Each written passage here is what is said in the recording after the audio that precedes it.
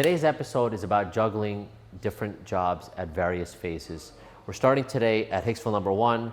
The drywall crew is here finishing up all the polish and final coat of spackle, and tomorrow we'll have the wood floor guys here installing all the wood flooring throughout the house.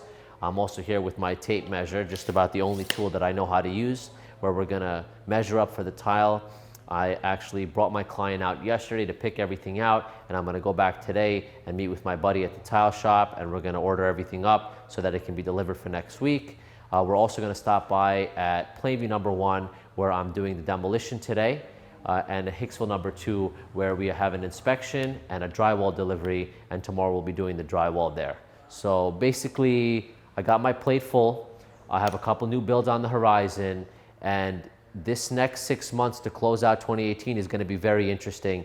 I've never juggled so many projects at one time, and as you guys know from previous episodes, I'm also trying to grow my brand as a realtor, so that's another aspect of my daily schedule.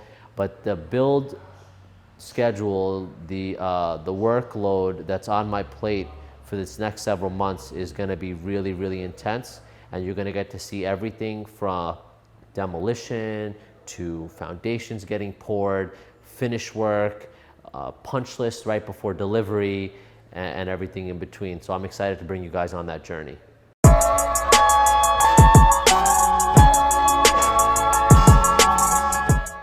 I promised all of you that for the next round of new construction builds, I was going to bring you along for the entire ride. Right now, I'm standing in front of Plainview number 1, where we're finishing up the demo today. Over the next couple days, we're going to have the surveyors out here. They're going to perform their field work necessary for what's called a foundation stakeout. And what that means is, before you can excavate for a new foundation, you have to make sure that you have all your points lined up and you have a very precise cut sheet for the excavator that they can follow to place the new foundation exactly where it's going to go.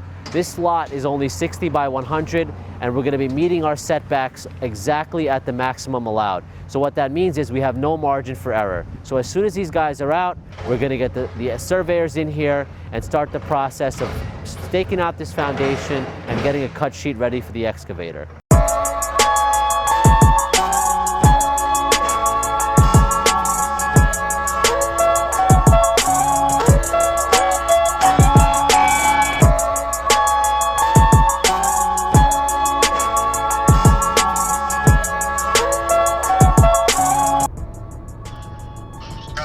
What's up, man? How you doing?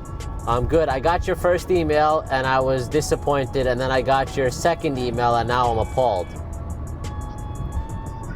What? The numbers are way out of whack. Small kitchen like that, man? Stacked cabinets, man. It's like you're doubling the wall cabinets, and it's all special order stuff. You're not gonna get a stacked cabinet kitchen, no matter what size. But that's like a ridiculous price for stacked cabinets. Custom end panels. All right, can you place that order? I like a nice round number. I love round numbers.